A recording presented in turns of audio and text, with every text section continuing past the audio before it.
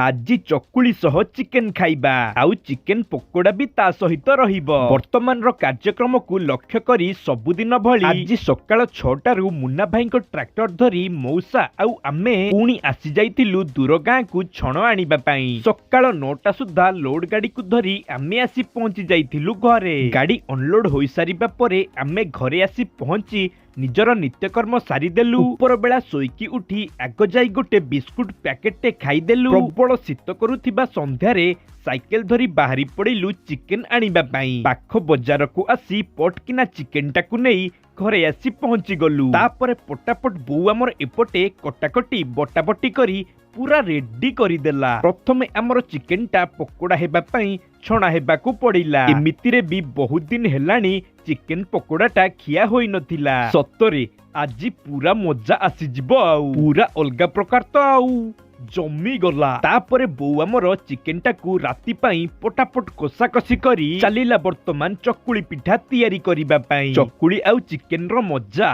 ओहो अलगा प्रकार।